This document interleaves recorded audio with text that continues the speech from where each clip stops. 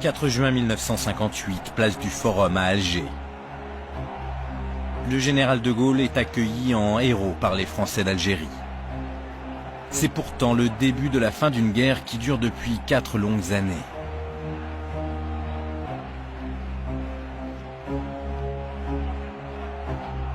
De Gaulle savait, avant même de revenir au pouvoir en 1958, que l'intégration de l'Algérie dans la France n'était pas possible, voire n'était plus souhaitable. Et si à l'époque le général avait clairement donné ses intentions, je me crois qu'il y aurait eu une vraie révolte.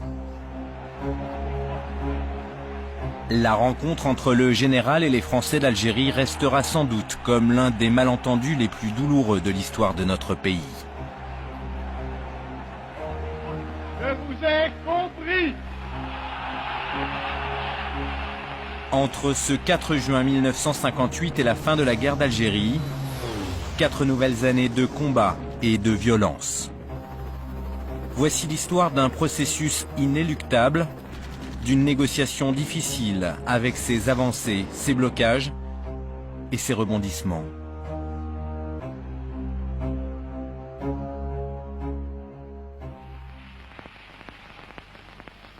Je sais ce qui s'est passé ici. Les Pieds Noirs ont ramené De Gaulle aux affaires pour que l'Algérie reste française. Je vois ce que vous avez voulu faire. Ce jour-là, c'est donc la joie pour le petit peuple d'Alger. Quand on entend le général de Gaulle, on se dit bon ben ça va, il nous garantit que les choses vont rester en l'état en tous les cas. J'ai cru à De Gaulle à ce moment-là, c'est certain, et je me disais que je vous ai compris, je ne pensais pas que c'était dans les sacrifiés qu'il nous comprenait. Et beaucoup par exemple ont fait des investissements. Moi mon propre père d'ailleurs, d'un certain point de vue, a fait la même chose. C'est pour ça qu'il en veut aussi général de Gaulle, puisqu'il a cru au départ à ce qu'il disait, et donc il a acheté un appartement à Oran, il a mis toutes ses économies, et puis en fait on est reparti, on a tout laissé. Le Front de Libération Nationale algérien, le FLN, a une interprétation très différente du retour de Gaulle. Car pour lui, le général est celui qui a prononcé le discours de Brazzaville, l'homme qui, dès 1944, défendait le processus de décolonisation, un défenseur du droit des peuples à disposer d'eux-mêmes. L'arrivée du général de Gaulle a été saluée comme un espoir. Le FLN, tout de suite, comprend que l'avènement de Gaulle va apporter des changements importants dans la politique française. Pour le FLN, De Gaulle est bien celui qui va donner l'indépendance à l'Algérie. Il y a une réponse politique à la venue de Gaulle. C'est la Constitution, 19 septembre 1958, du gouvernement provisoire de la République algérienne. Donc, on rentre dans une nouvelle étape, celle de la consolidation des institutions du FLN. On le sait, l'histoire va donner raison aux Algériens. D'ailleurs, 15 mois après son retour au pouvoir, le général pose les bases de ce qui, désormais, va être la ligne directrice de sa politique algérienne. On peut maintenant discerner le moment où les femmes et les hommes qui habitent l'Algérie seront en mesure de décider de leur destin une fois pour toutes, librement, en connaissance de cause. Le vrai tournant du discours du 16 septembre 1959, c'est l'idée qu'on va faire un référendum et qu'on va demander aux Algériens ce qu'ils souhaitent. C'est quand même un coup d'éclat extraordinaire. Je considère comme nécessaire que ce recours à l'autodétermination soit proclamé aujourd'hui. Et c'est à partir de là que se présente pour la première fois la possibilité concrète de négociations avec le FLN, donc avec des membres du FLN, pour essayer d'aboutir à une autre solution que l'Algérie française. On peut maintenant... Ce discours est un coup de tonnerre pour les partisans de l'Algérie française. En revanche, c'est une victoire pour ceux qui militent en faveur de l'indépendance Louis Jox, l'homme qui va négocier les accords d'Évian, fait partie de cela. Son fils, Pierre, se souvient de ce moment précis. Le 16 septembre 59, le discours de Gaulle, je l'ai entendu au mess des officiers de la base aérienne de Colomb-Béchard, où j'étais. On était en train de se préparer à dîner. Alors on a explosé de joie, presque tous, dans le contingent. Et j'ai envoyé immédiatement un télégramme à mon père parce que c'était son anniversaire, le 16 septembre 59. J'ai dit, bon anniversaire. Et on a cru à ce moment-là, nous, des jeunes officiers ou des jeunes soldats, on a cru que la paix c'était pour Noël. Sur le terrain, pourtant, les affrontements redoublent de violence. L'armée française n'a jamais été aussi offensive. De Gaulle semble faire le contraire de ce qu'il a annoncé. Dans un premier temps, la stratégie de Gaulle, ça a été plutôt une stratégie militaire. Porter des coups aux maquis algériens, faire en sorte que les maquis du Front de Libération Nationale plient, soient affaiblis au maximum pour débuter, pour commencer de véritables négociations. Le FLN, sur le plan militaire, se faisait battre beaucoup par le plan Chasles. Chasles était un militaire qui avait une idée très simple, c'est vraiment le rouleau compresseur, si vous voulez.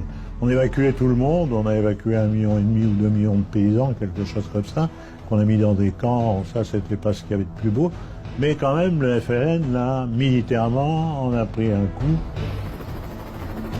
L'armée française tient sa victoire militaire. De Gaulle veut profiter de la position de force pour négocier. Juin 1960, dans un secret absolu, une délégation de militaires du FLN atterrit à Paris, direction l'Élysée. C'est le 10 juin qu'il débarque dans l'aérodrome des services secrets français. Ils sont transportés en voiture par un officier général. Ils traversent Paris par un temps magnifique ensoleillé. Ils sont absolument étonnés de voir Paris. Évidemment, pour eux, c'est quelque chose d'assez étonnant. On les fait venir par les jardins de l'Élysée et De Gaulle les reçoit dans le plus grand secret dans son cabinet. Et là, le général apparaît en grand uniforme.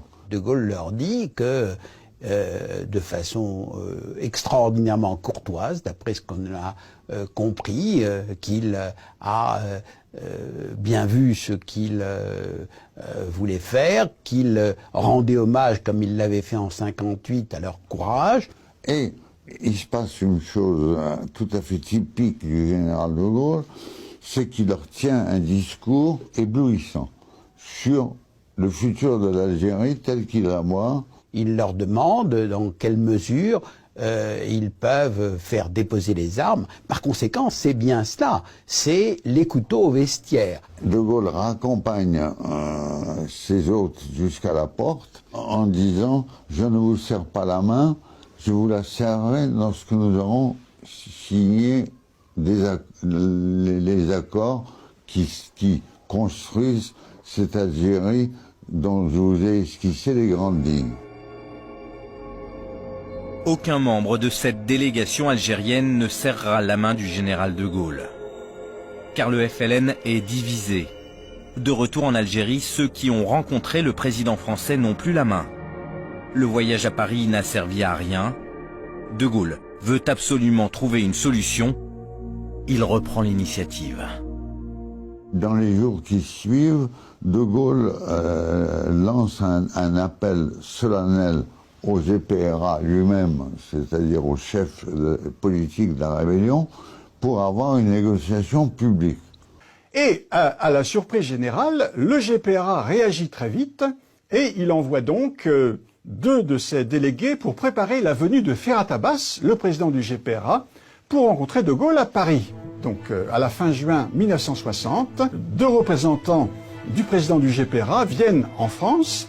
Ils sont reçus à la préfecture de Melun. Cette fois, la négociation est publique. La ville est prise d'assaut par la presse. Les yeux de tous les Français sont tournés vers Melun. L'épisode fait la une des journaux. De Gaulle, l'homme du 18 juin 1940, est sûr de lui. Il pense pouvoir imposer ses conditions au FLN. quand De Gaulle arrive au pouvoir, d'abord, il a une certitude incroyable, peut-être mégalomaniaque, sur le fait qu'on acceptera de sa part ce qu'on a refusé aux autres. Il est persuadé que le FLN, qui dans le privé, qui traite de fouilleux, qui vont venir à quatre pattes se traîner à ses pieds. Il pensait qu'il arriverait avec les forces de la nation, enfin bien sûr, mais qu'il arriverait à faire plier le FLN. Mais les négociations de Melun sont un échec, car De Gaulle demande un cessez-le-feu préalable à toute discussion. Pour le général, la question de l'indépendance n'est pas encore à l'ordre du jour. Le FLN, lui, ne vient en France que pour une seule raison. Toute notre politique était définie par une position tout à fait radicale. C'est-à-dire, nous étions partis pour aboutir à l'indépendance totale. Donc il y a manifestement malentendu au cours du mois de juin 1960, et à partir de là, la situation ne va pas cesser d'empirer. Après l'échec de Melun, De Gaulle n'a donc pas d'autre choix que de faire un pas de plus vers les Algériens. En novembre 1960, il prononce un grand discours à la télévision. Ayant repris la tête de la France, j'ai, on le sait, décidé en son nom de suivre un chemin nouveau. Ce chemin conduit non plus au gouvernement de l'Algérie par la métropole française, mais à l'Algérie algérienne. Cela veut dire une Algérie émancipée, où c'est aux Algériens qu'il appartienne de décider de leur destin. Dans le discours du 4 novembre 60, De Gaulle prend pour la première fois une position beaucoup plus claire. Il reconnaît que la République algérienne, qui n'a jamais existé, existera un jour.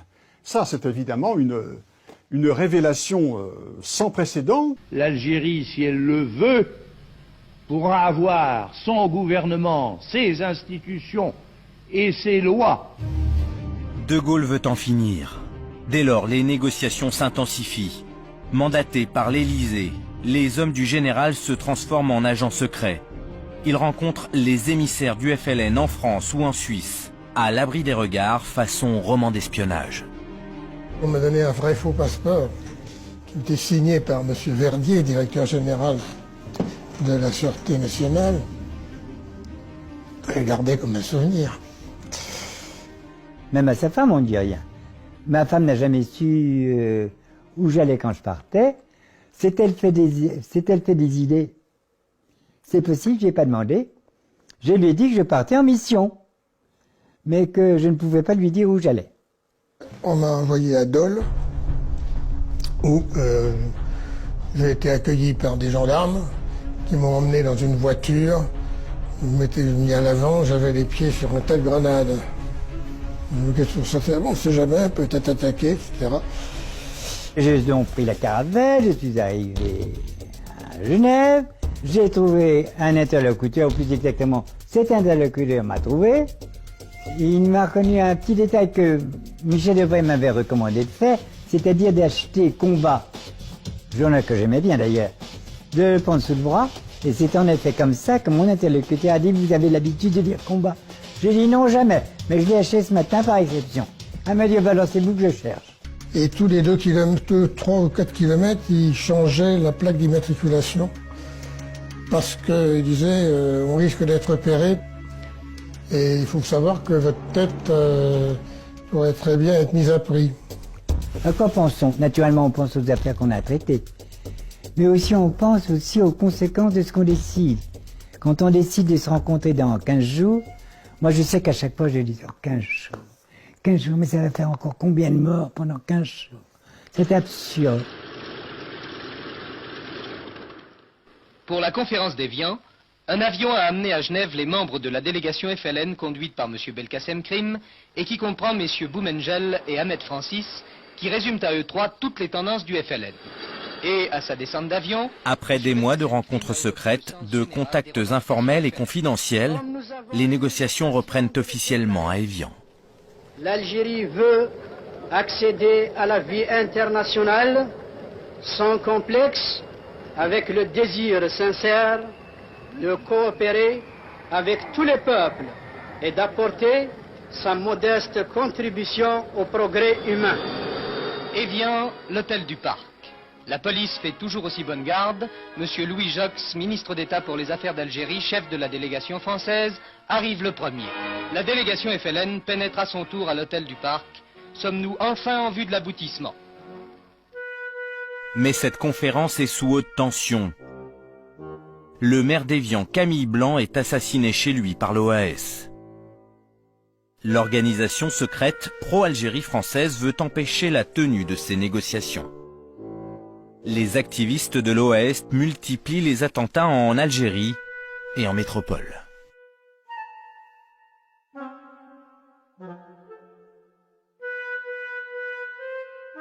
Malgré cette pression, les discussions s'ouvrent à l'hôtel du Parc d'Évian.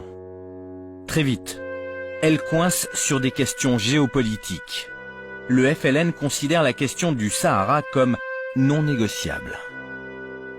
Il est clair que la question du Sahara pose problème dans les négociations entre la France et le gouvernement provisoire de la République algérienne, le GPRA.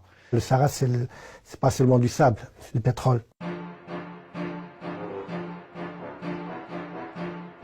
Depuis 1956, à peu près, la France y avait développé à la fois l'exploitation pétrolière, toute une série de bases d'expérimentation spatiale et également avait choisi d'y faire exploser ses bombes atomiques.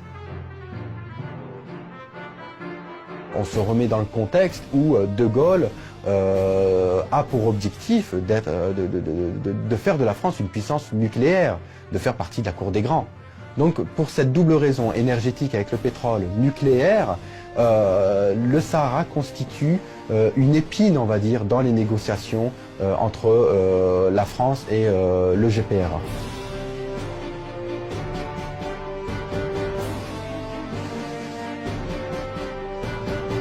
Moi, je m'occupais du pétrole, et donc j'étais chargé pour présenter la thèse sur le Sahara. Les arguments étaient que le Sahara était essentiellement une conquête française. Il n'y avait jamais eu dedans, l'Algérien n'avait jamais rien fait au Sahara, et que donc il n'avait pas de droit historique sur le Sahara. Il s'est trouvé que la France, administrativement, avait rattaché le Sahara au département d'Algérien. Nous souhaitions évidemment pouvoir continuer à exploiter ce pétrole, au moins pour récupérer la mise. C'était l'idée du général, qui avait une conception très patrimoniale, finalement, peut-être très bourgeoise, au fond. Il faut récupérer l'argent qu'on a dépensé dans le pétrole. Le FLN refuse de plier. Les négociations achoppent. Les Algériens craignaient de s'engager, craignaient d'être roulés dans la farine par les négociateurs français qu'ils estimaient à leur juste valeur, c'est-à-dire des gens très habiles et tout à fait remarquables. Je me souviens que Krim Belkacem nous a dit « Vous avez pris la décision d'une journée, c'est nous qui avons décidé d'arrêter, hein. Vous avez décidé d'arrêter Sindhi. Sidi, c'était Sindhi, les négociations. C'est à vous de nous dire qu'on veut les reprendre. » À Évian, c'est donc l'impasse. Claude Chaillet remonte à Paris pour rendre compte au général. De Gaulle s'emporte. Vous direz à ces lascars que l'indépendance de l'Algérie est acquise. Vous m'entendez? L'indépendance de l'Algérie est acquise, mais qu'il faut maintenant qu'ils se décident à sauter le pas. Mais les Lascars sont déterminés à obtenir l'entière souveraineté du territoire algérien. À la surprise générale, De Gaulle finit par céder. Le Sahara sera algérien. Les concessions du côté algérien n'ont pas été minces non plus, puisque c'est des facilités particulières aux compagnies pétrolières françaises, c'est la possibilité de poursuivre les essais nucléaires, et quand on sait quel drame c'était chaque fois qu'il y avait un essai nucléaire dans le monde, et le concert de lamentations et de réclamations qu'il y avait, il faut bien dire que les Algériens ont accepté cela.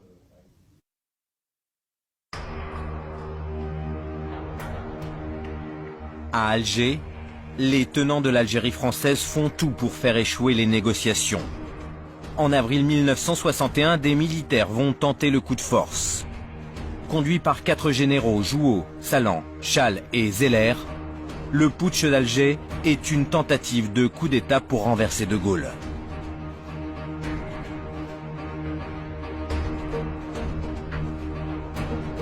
La réaction du général restera dans les annales de l'histoire. Ce pouvoir a une apparence, un carteron de généraux en retraite. Il a une réalité, un groupe d'officiers partisans, ambitieux et fanatiques. Leur entreprise ne peut conduire qu'à un désastre national. Françaises, Français, aidez-moi.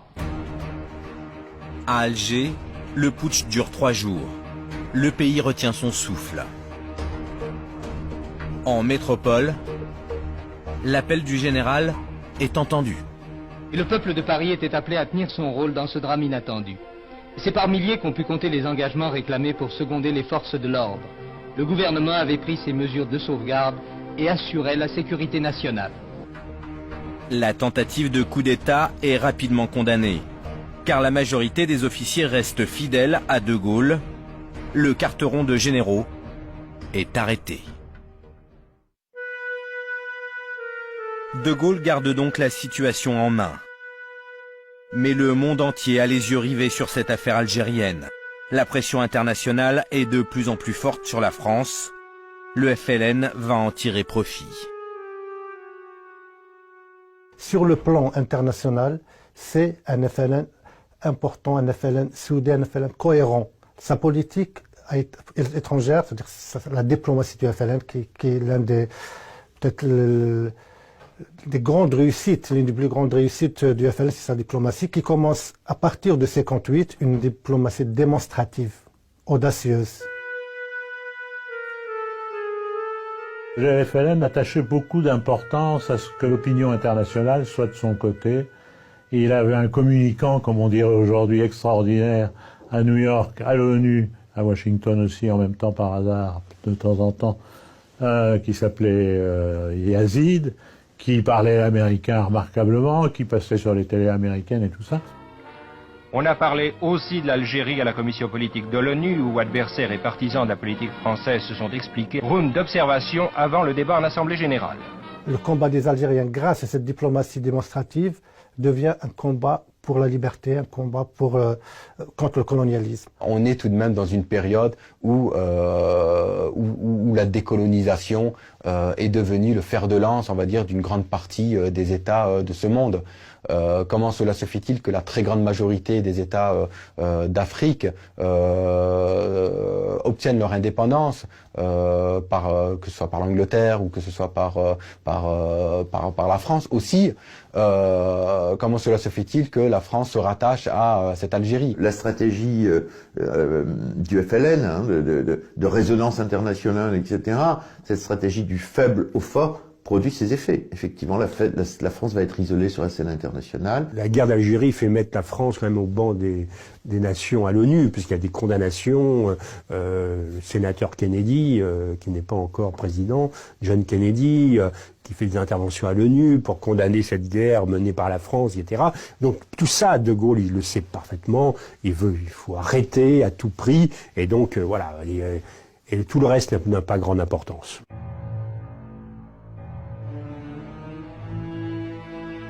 En métropole, la question algérienne fait débat. Le climat est électrique et les Français divisés. Parfois jusque dans leur famille.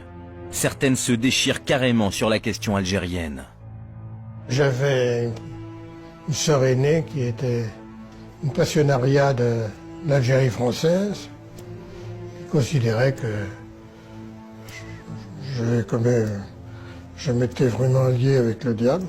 J'ai eu une tante qui, à une de ses amies présentes, m'a présenté en disant « c'est mon neveu qui est aux affaires étrangères et son seul souci est de brader l'Empire ».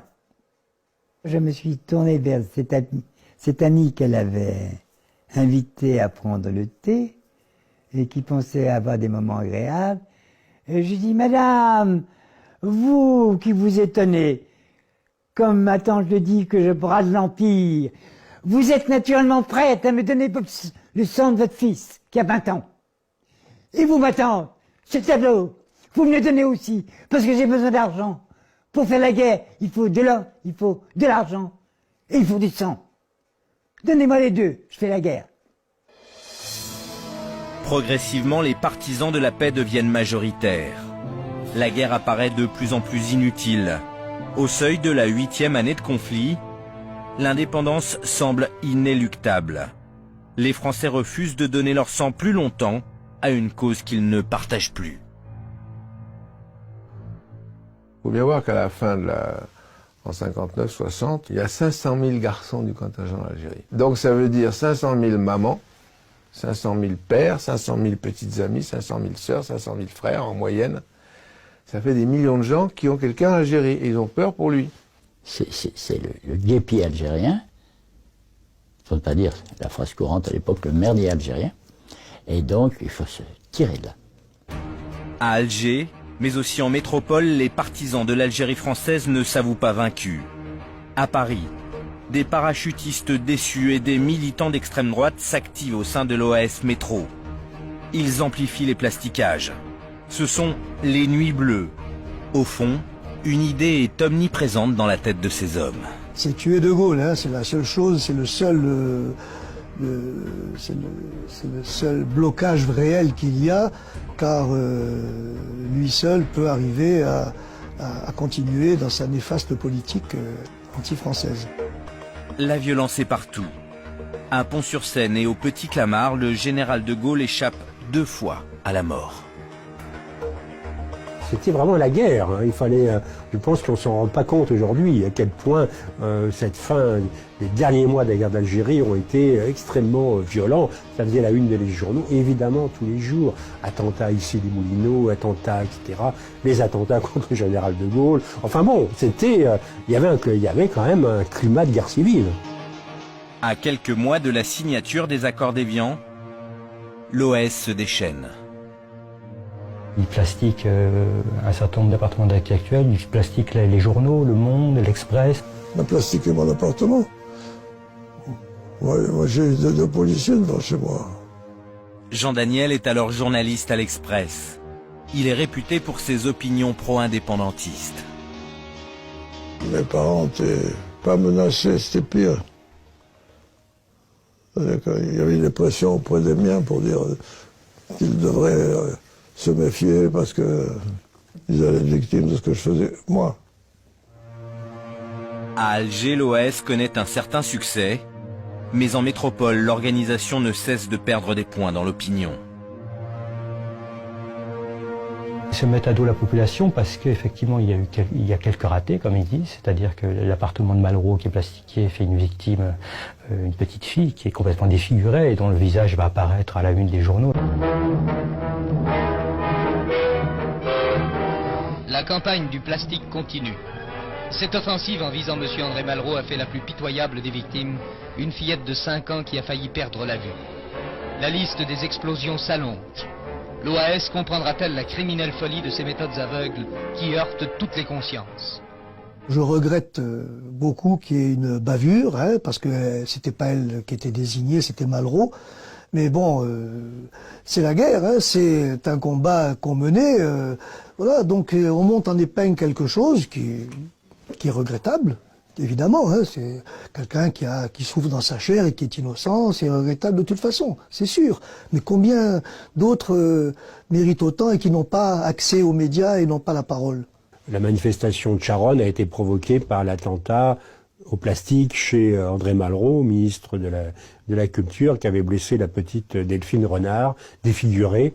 Et c'est cette photo d'une enfant défigurée qui avait provoqué l'indignation et fait que les gens étaient descendus manifester. Le 8 février 1962, 1 million de personnes se retrouvent à Paris pour protester contre la violence de l'OAS. 1 million de personnes, il y a de quoi faire une révolution, rien les arrête. 1 million de personnes dans les rues de Paris. Les gens en ont ras-le-bol. Mais le préfet de police de Paris, Maurice Papon, ordonne aux forces de l'ordre de charger les manifestants. Et là, il y a eu une espèce de panique dans la foule. Il y avait l'entrée du métro Charonne. Ils se sont précipités trop vite. Certains étaient poussés. Ils sont tombés. Les autres leur sont tombés dessus. La foule s'est amassée. La police est arrivée et les gestes malheureux des policiers, ils ont jeté des grilles d'arbres par-dessus sur les corps et il y a eu... les gens sont morts étouffés. À Charonne, ce jour-là, 9 personnes trouvent la mort. La liste des victimes de la guerre d'Algérie n'en finit pas de s'allonger.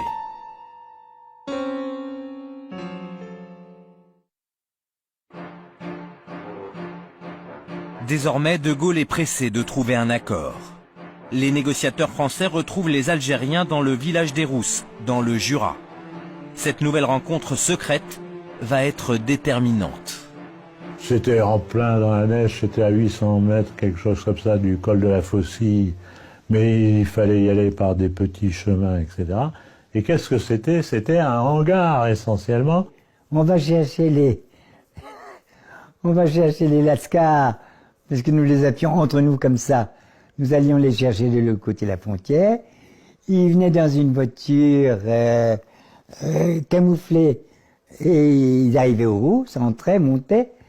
Et puis les discussions avaient lieu. L'épisode dure une semaine. Les négociateurs s'épuisent et reprennent tous les points de désaccord, un par un.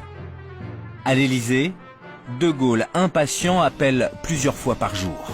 La partie la plus importante qui est inconnue de toute cette affaire, un coup de téléphone du général à Louis Jox. Cette affaire doit finir. L'Algérie est indépendante. Vous m'entendez? Eh bien, faites le nécessaire. La délégation française s'exécute. Le cessez-le-feu, le Sahara, les garanties apportées aux Européens d'Algérie et l'autodétermination, tous ces sujets sont abordés dans le détail. Presque tout a été réglé aux Rousses. Je dirais même tout. Une fois qu'on a signé, on s'est serré la main pour la première fois. Mais tout cela reste encore secret. Rendez-vous est pris 1 mois plus tard à Évian. Le 6 mars 1962, les négociateurs se retrouvent pour conclure le pacte. Mais cette dernière phase de la négociation fut plus longue et plus difficile qu'on ne le croyait à son début. Il y eut même des jours d'inquiétude. On sent que ça va se jouer là. Mais ça a été dur quand même. Pendant les 8 jours, ils discutaient mot à mot. Pas tellement du cessez-le-feu, mais de ce qui se passerait pendant la période intermédiaire, de l'installation d'un exécutif provisoire. Il avait été prévu qu'il y aurait un exécutif provisoire avec donc les représentants de toutes les communautés vivant en Algérie. Et ça, comme toujours, quand il s'agit de choisir des personnes, il y a toujours des exclusions qui se font, celui-là on ne veut pas, etc. Bon, c'est ça qu'ils ont discuté. Mais il y a également toute une série de textes qui, je dirais, ont pour but d'orienter les futures relations entre l'État français et l'État algérien, en garantissant un certain nombre de droits aux Français qui resteront en Algérie. Et il y a également donc toute une série de dispositions qui s'efforcent d'orienter les relations économiques, les relations stratégiques, enfin toutes les relations franco-algériennes futures.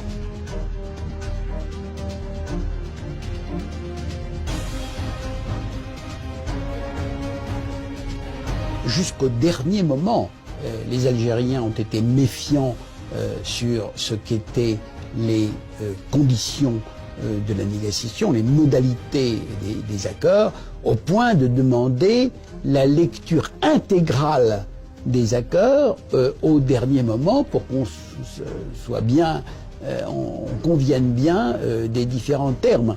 Et avec chaque page des accords d'Évian qui se trouvent au ministère des Affaires étrangères, paraphés par Krim Belkacem d'un côté, les négociateurs français, en particulier Louis Joxe de l'autre côté. Les accords d'Évian, c'était, à mon avis, un très bon compromis. C'est un chef-d'œuvre juridique. Que ça, c'est un chef-d'œuvre parce qu'ils anticipaient tous les risques que couraient les Français d'Algérie. Que chaque cas était envisagé, que tout était chiffré, calculé sur les années, les étapes.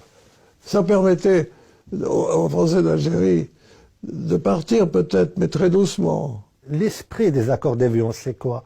C'est,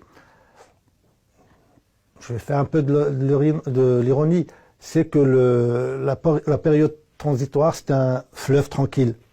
Les Français vont rester, les harkis vont rester.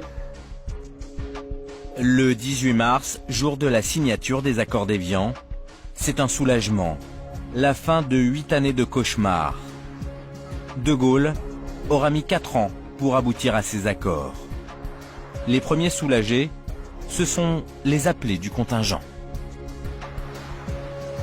Le 18 mars 62 au soir, quand on a appris la conclusion des accords d'Évian, ça a quand même été une grosse surprise et un énorme soulagement pour nous à l'unanimité. C'est la paix en Algérie. La paix en Algérie après 8 ans de guerre. On a mis que tout devait s'arrêter le 19 mars à 12 heures. C'est quand même un moment extraordinaire.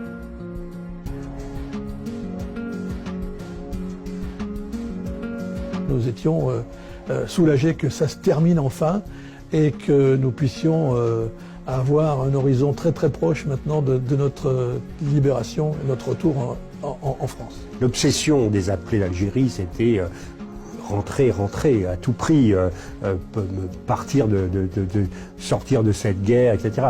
Personne n'aimait cette guerre, personne. L'indépendance est prévue le 5 juillet 1962. Désormais, l'agenda est simple. Il y aura des élections 3 semaines après la proclamation de l'indépendance, une assemblée constituante, un nouveau régime, un nouveau pouvoir en Algérie. C'était ça le scénario. Mais la liesse est de courte durée car le scénario n'est pas respecté.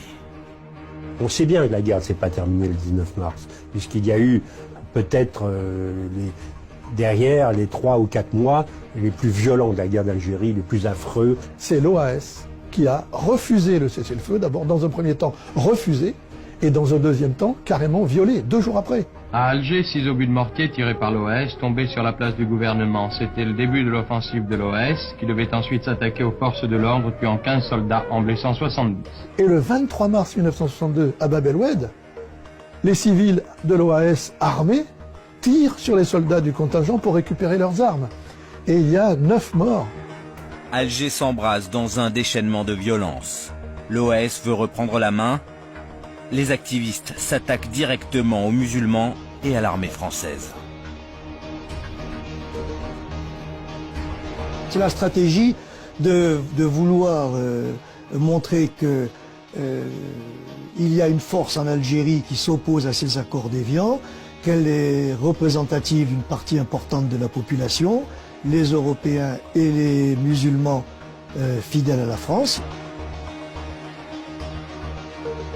La volonté, après les accords d'Évian de la direction de l'OAS, du général Salon et d'un certain nombre de ses adjoints, c'est de dire, bon, il faut Finalement, il faut maîtriser Alger, il faut maîtriser l'Algérie, il faut que ce soit à nous. Et comme ça, les accords d'Évian qui prévoient une passation de pouvoir entre la France et le FLN ne pourra pas se faire puisque c'est nous qui aurons le pouvoir à Alger et à Oran. La tension devient extrême, paroxystique, on pourrait dire. Hein, c'est la politique de terre brûlée, les grands incendies, les raffineries, cette politique totalement folle de l'OAS, même d'assassiner tout Algérien parce qu'il était algérien, sans aucune raison, les blesser dans les hôpitaux. Enfin, ça a été abominable, quoi. L'OAS tente le tout pour le tout. Certains pieds noirs la rejoignent, c'est l'escalade. C'est des gens qui sont rentrés chez eux un soir en disant ben voilà, j'ai appris qu'il y avait machin qui avait été tué par le FLN, enfin par les Arabes, hein, pas de FLN, et donc à chaque fois que maintenant qu'il y a un Français qui va être tué, moi je vais prendre mon flingue et le soir je vais aller tuer un Arabe. Autour de moi, l'OAS c'était un mythe, hein, et que tout le monde autour de moi pas ma famille, parce que mon père, lui, était différent de ce point de vue-là. Mais le reste de l'univers dans lequel je vivais était quand même fasciné par l'idée que l'OAS était une sorte de mythe. Parce qu'il y a eu l'idée à un moment donné que l'OAS peut-être allait empêcher les accords d'Évian, voilà, qu'il y avait une sorte de peut-être d'État qui allait se proclamer indépendant, etc. Une partie des Européens d'Algérie, dorénavant, placent leurs espoirs dans l'OAS, qui sont leur dernier rempart. Mais une date fatidique va faire basculer les choses, c'est la fusillade du 26 mars 62. Ce jour-là, à l'appel de l'OAS, les Français d'Algérie manifestent. Et dans la rue d'Isly, à Bab el-Oued, ils se heurtent à un barrage de soldats français. La violence l'a encore emporté sur la paix. Provocation, énervement, des coups de feu éclatent, une fusillade d'une violence inouïe se déclenche, 49 morts, 150 blessés.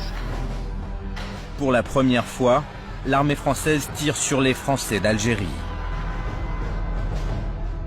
Quand on a vu que les troupes gaullistes tiraient sur les manifestants pacifiques, là on s'est dit, De Gaulle fera tout pour remettre l'Algérie aux mains du FLN le plus rapidement possible. Les soldats français tirent sur les Français d'Algérie, l'OAS, plastique, massacre, tire sur des soldats français. Donc il y a bien un côté guerre civile. Le 26 mars 62, les Européens d'Algérie savent dorénavant que l'armée française ne les protège plus du tout. C'est à partir de cette date qu'il y a véritablement le début des départs massifs vers le territoire français. Un autre événement va marquer les Pieds Noirs. Le 5 juillet, à Oran, des centaines d'Européens sont enlevés et massacrés par les combattants algériens. Après le massacre d'Oran, pour les Pieds Noirs, c'est la valise ou le cercueil. Le drame avait figé la ville dans l'angoisse. Oran était redevenu une cité coupée en deux et la ville européenne une ville morte. Ça crée des psychoses énormes, quoi. Et donc finalement les gens n'ont qu'une envie, c'est de partir, d'abandonner leur terre. Ils ont compris que c'était perdu. Pris par la panique, les Français d'Algérie se précipitent pour prendre le bateau. Près d'1 million de Pieds Noirs embarquent pour la France. Ils laissent tout derrière eux, leurs biens et leurs racines. En France, ça sera, je pense, dans l'histoire contemporaine, la plus grande exode massive, oui. En métropole, les Pieds Noirs vont payer 130 ans de colonisation en Algérie. Beaucoup de Français les voient comme des colons, dominateurs. Je me souviens, moi, dans mon lycée, d'arriver de quelques Pieds Noirs dans ma classe, et c'est tout à fait vrai que les Pieds Noirs étaient mal vus, très mal vus. On était les Pieds Noirs, on n'était pas les gentils, quoi, voilà. Donc il y a eu moi j'ai eu beaucoup de bagarres, et par ailleurs j'ai eu aussi des enseignants qui n'étaient pas corrects à notre égard, qui notamment quand je suis arrivé, j'ai eu des enseignants qui nous ont mis au fond de la classe tout de suite, parce que nous on était les petits Pieds Noirs. Et je crois qu'à tort, on assimilait en bloc, évidemment à tort, les Pieds Noirs à ce qui représentait l'horreur, c'est-à-dire l'OAS. Et quand on lit les comptes rendus des conseils des ministres, c'est absolument fascinant. J'y invite et les Pieds Noirs et les historiens. on se demande où est-ce qu'on va parquer les pieds noirs. De Gaulle s'oppose à ce qu'on les mette dans les villes du Sud, car c'est une mafia. Il ne faut pas rajouter la mafia à la mafia. Alors les ministres font des excès de zèle, on va les mettre tel endroit, à tel endroit. Pour ma famille, c'était un traumatisme, hein, puisque dans les mois qui ont suivi, la mère de ma mère est décédée, 2 oncles à moi sont décédés, parce qu'ils n'avaient pas vécu et pas supporté, voilà. Il y a eu beaucoup de décès dans les familles pieds noirs, notamment chez les anciens, qui n'ont pas supporté l'exode, la coupure des racines, leur histoire. Il y avait une vie quotidienne tranquille pour ces populations-là en Algérie, bon, avec des rites, des rendez-vous, voilà, et puis d'un coup ils étaient complètement déracinés, dépaysés. Ne serait-ce que la question du temps pour tous ceux qui ont vécu dans cet hiver 62-63 en France où il faisait très froid, c'était une rupture totale avec leur vécu. Voilà, les pullovers on ne connaissait pas beaucoup en Algérie.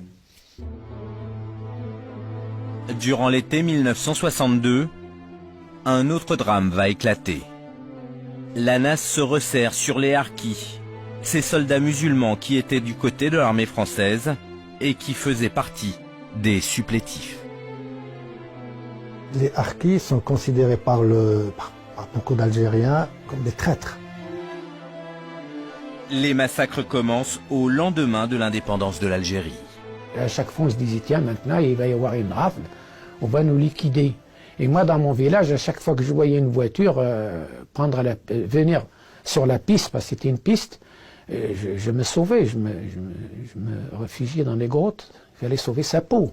Il n'y a pas que des hommes qui ont été tués. Moi, ce que je peux vous dire, c'est que dans ma famille, il y avait mon père et mon oncle qui étaient supplétifs. Mais les personnes qu'on a massacrées l'été 62, en août 62, c'était mon grand-père, qui était très âgé, qui n'était pas harki. On a tué ma tante, on a tué mon oncle, et on a tué leur bébé. Les règlements de compte vont faire au moins 80 000 morts. Sous les yeux des derniers officiers français qui ont alors des ordres très précis. Les officiers vous diront qu'ils ont reçu l'ordre de ne pas intervenir.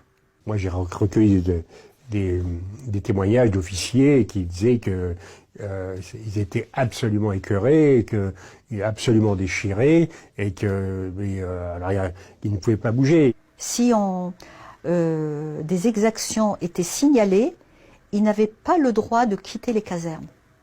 Quand ils sont partis, par exemple, il y avait les harkis qui avaient l'ordre de laisser sur place, qui couraient derrière les camions, et ils tapaient un coup de crosse sur les mains qui étaient accrochées aux ridelles des camions.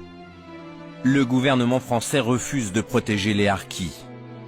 Les ministres Pierre Messmer et Louis Joxe donnent l'ordre officiel aux militaires de ne pas rapatrier les harkis en France.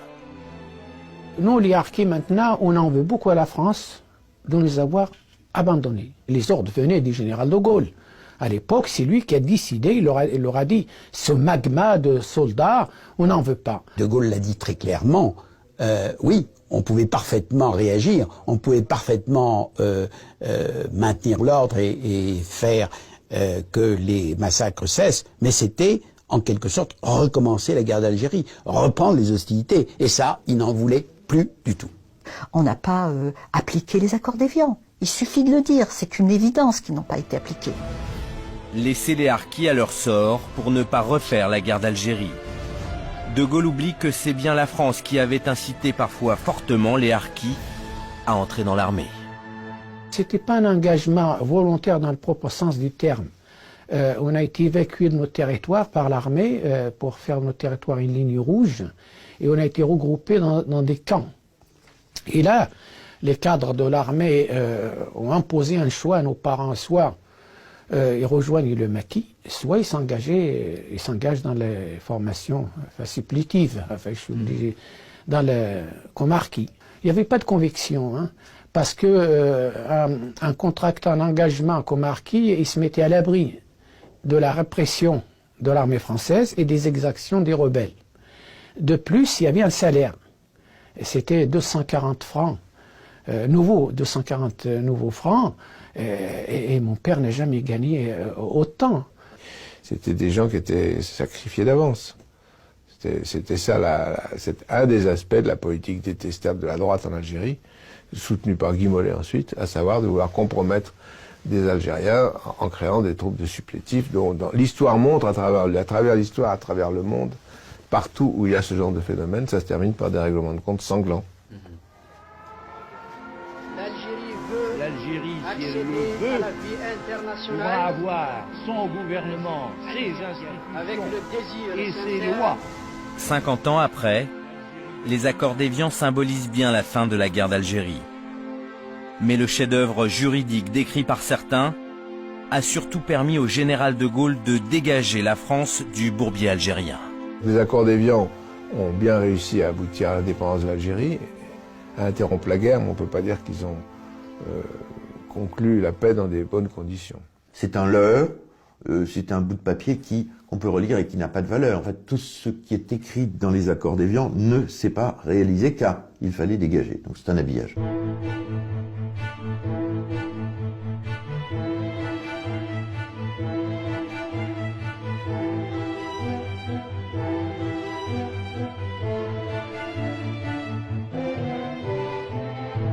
Est-ce que nous avons pris toutes les précautions? Non, on ne les prend jamais toutes. Jamais. On a beau réfléchir, et au pire, car nous avions prévu des bains de sang, on a beau réfléchir, on ne peut pas tout prévoir. Sur le moment, j'étais satisfait de voir qu'on avait enfin réussi à mettre fin à cette guerre, mais quand on a vu ensuite comment ça s'est passé, c'est un souvenir amer. Je pensais qu'on aurait pu éviter tout ça si on avait réglé les choses plus tôt. Ces affaires diplomatiques, c'est pas toujours gai, contrairement à ce qu'on croit. Hein. La petite cuillère dans le thé, dans la tasse de thé dont parlait Georges Pompidou, en tout cas, c'était pas le genre que moi j'ai connu. Dans tout ce genre d'affaires, il n'y avait pas de tasse de thé avec une petite cuillère et des morceaux de sucre. Oh non, c'était plutôt la potion amère. L'Algérie des accords d'Évian n'est pas et ne sera pas finalement. Donc cette Algérie du vivre ensemble n'a pas lieu à partir de septembre 62. Les accords d'Évian ont permis la naissance d'un nouveau pays. Mais les dirigeants algériens qui ont négocié les accords ne gouverneront jamais cette nouvelle république. Krim Belkacem et ses amis seront écartés du pouvoir. L'Algérie imaginée par les négociateurs des accords d'Évian ne verra jamais le jour.